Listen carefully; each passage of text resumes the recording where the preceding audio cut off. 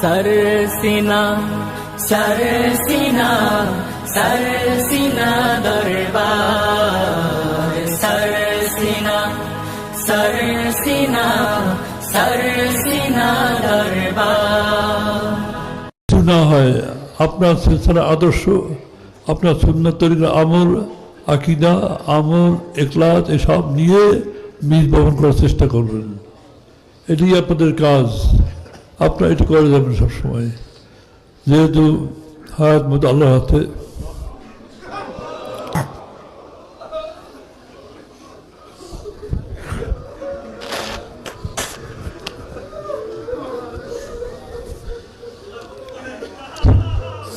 কথা হলো আপনারা কেউ নিষ্ক্রিয় থাকবেন না, কেউ নিষ্ক্রিয় থাকবেন না। যতদিন আল্লাহ আপনাদের হায়াতে রাখেন ততদিন আপনারা সিলসিলার খিদমতে আঞ্জাম দিয়ে যাবেন, এটি খেয়াল রাখবেন।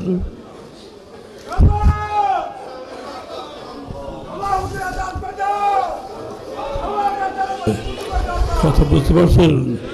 খেয়াল রাখবেন। আর দ্বিতীয়ত এই মাহফিল আল্লাহ দাঁড়িয়ে রাখেন, আল্লাহ সেই তৌফিক দান করেন।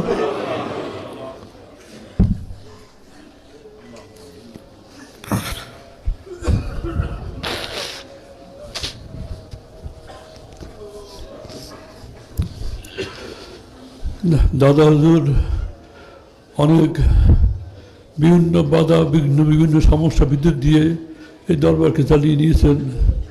এরপরে আব্বা হুজুর আসলেন, তিনিও তার সারা জীবনটা এইভাবেই গেল, আর আমার জীবনটাও ঠিক সেইভাবে চলে যাচ্ছে।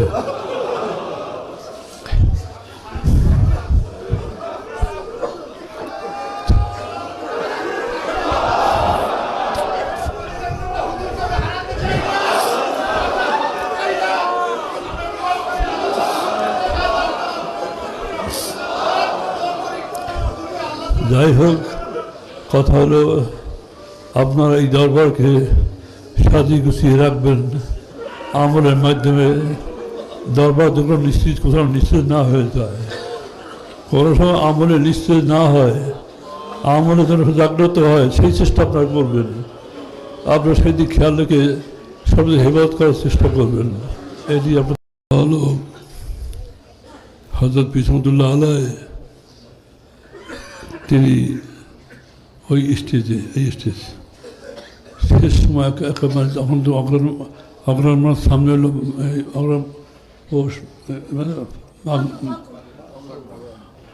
অগ্রহণে রচনা করলেন। এর মধ্যে বললেন যে আমার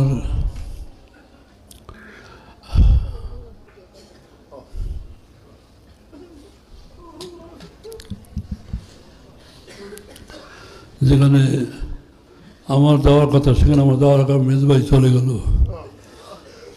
যাই হোক, কোনো চিন্তা করবেন না। আপনারা যদি আপনার রুহানি আওলাদ হয়ে থাকেন, নসবি আওলাদ তার সুখ ছিল রুহানি আওলাদ, যার সত্যিকার যার রুহানি আওলাদ তা কালকে আমার তার সামনে দেখা হয়ে যাবে।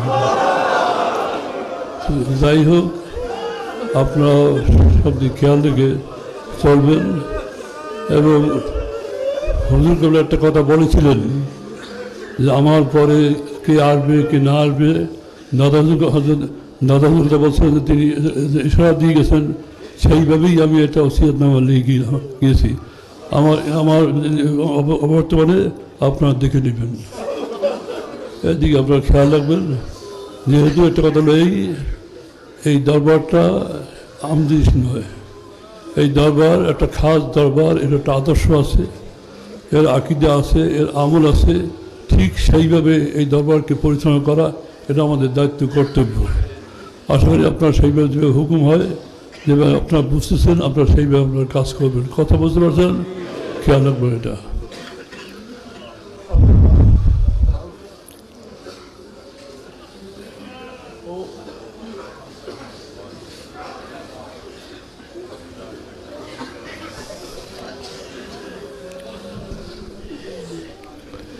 কথা হলো হায়াতের মালিক তো আল্লাহ, হয়তো শরীর অসুস্থ আছে, আপনাদের দোয়ার ইচ্ছে।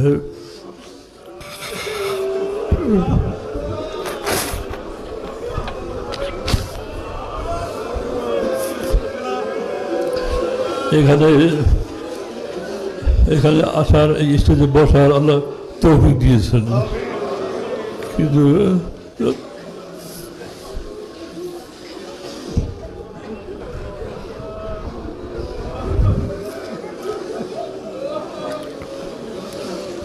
কিন্তু আমি শরীরের যে অবস্থা ছিল, আমি বুঝতে পারিনি যে আমি এখানে আসতে পারবো না।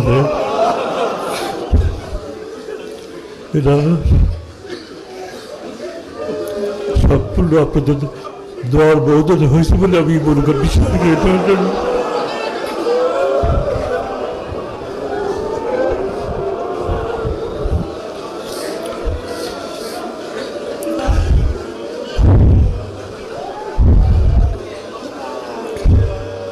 যাই হোক, কথা হলো আপনারা সাথে খেয়াল রেখে আপনারা চলবেন, আর নিজের আমলকে সবসময় ঠিক রাখবেন। ছেলেদেরকে ছেলেদের প্রতি খুব কড়া নজর রাখবেন, যাতে আমলবিহীন না হয়। এই ফেতনার যুগে বড় কঠিন সময়, এইসব ছেলে পেলে বাপের কথা শোনে না, বাপের ছেলেকে বলে ছেলে শোনে না, এই অবস্থা হয়েছে আমাদের। এরকম তো না, আমাদের ছেলে আমাদের মতো হবে, আমাদের ছেলে আমাদের মতোই হবে, এটি আমাদের আশা এবং আল্লাহর কাছে ফরিয়াদ থাকবে। এটা খেয়াল রাখবেন।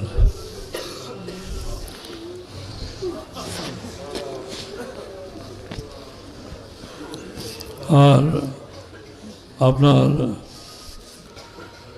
কথা হলো, যেহেতু যেটা বলতেছিলাম যে হুজুরের অনেক দুশ্মন ছিল, অনেক বাধা বিরোধীর পরে এই দরবারকে ঠিক রেখে দুনিয়া আল্লাহ বিদায় নিয়েছে। হুজুর কেবলার অবস্থাও তাই, অনেক বাধা বিঘ্নের পরে হুজুর বিদায় হয়েছে। যাই হোক, আল্লাহ এই দরবারকে আল্লাহ হেফাজত করেন।